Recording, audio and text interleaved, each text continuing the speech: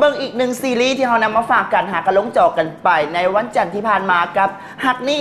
4+3ตอนนี้ลงจอให้หลายๆคนได้ฟินกันแล้วจะฟินจะอมยิ้มได้ขนาดใดเอาเป็นว่าไปติดตามกัน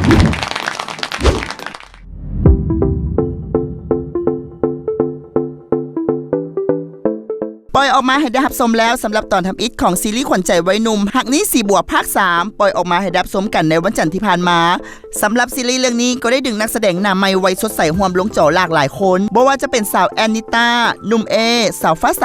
และหนุ่มลูลีพร้อมกับนักแสดงอีกหลากหลายคนห่วมสร้างความมวลซื่นในซีรีส์เรื่องนี้ปล่อยออกมา EP เดียวกระแสความแฮงดังเปรี้ยงพอแฟนๆรอถ่าย EP 2กันแล้วกระแสตอบรับซีรีส์เรื่องนี้ขอบอกแฮงเวอร์ท่านผู้ชมยอดวิวตอนนี้ถล่มทลายไปแล้วเกือบ 200,000 กว่าวิวกันจะมวนเวอร์น่าฮักขนาดใด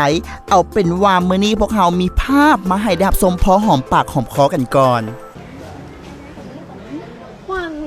คิดอย่างไรของโอกาสนี้แหละเหมาะสุดแล้วที่ดีวะเขาไม่เคยบอกใครที่จะเชื่อคิดมาหมดมือล่ะที่ย่านที่อย่าง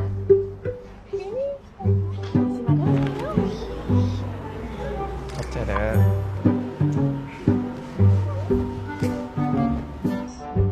ดีลงมาเร็วไปรถ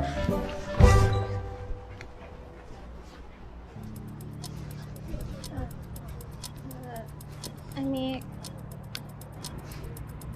เกือบไปแล้วเนาะซื้อของขวัญมันบอกหน่อยเค้กเละหมดแล้วเสียดายเนาะขวัญตั้งใจเอามาให้อันนี้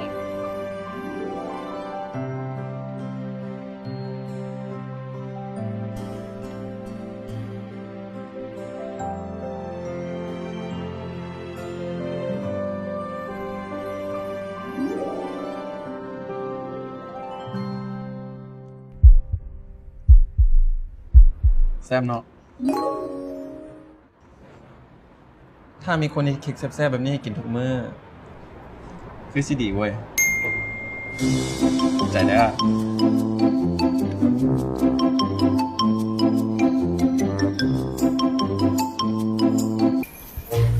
ฟ้าใส่กินหยังเผ็ดจมูกซับเป็นตาแซ่บแท้ที่ว่าของพี่นะเพราะว่าแฟนซาบอนจะแล้วขี่ตู้อะไรคนอื่นแล้วเขาจะผิดกันหมดเลยนี่ทำมันยากหลายผู้ผ่ากับมันเป็นแฟนแน่ทำมันแล้วเลยแหละเนาะฟ้าใส่เนาะบอไอ้นัดบอได้แมนสเต็กไอ้ผู้ผ่าผู้ผ่าที่ฟ้าใส่ว่ามันเป็นความจริงเป็นบอ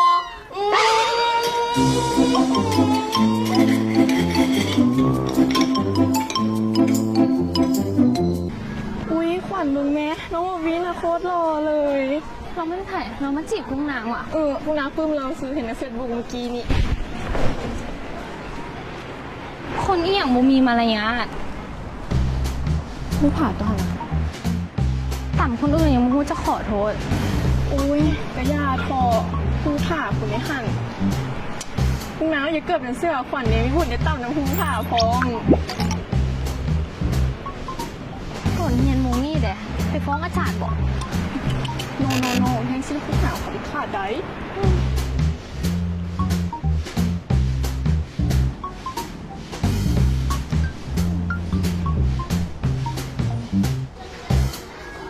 เป็นอย่างที่ยากขึ้นนายยุ่งเนี่ย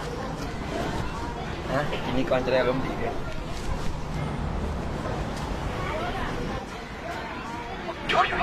วันแถวนี้จะเป็นไร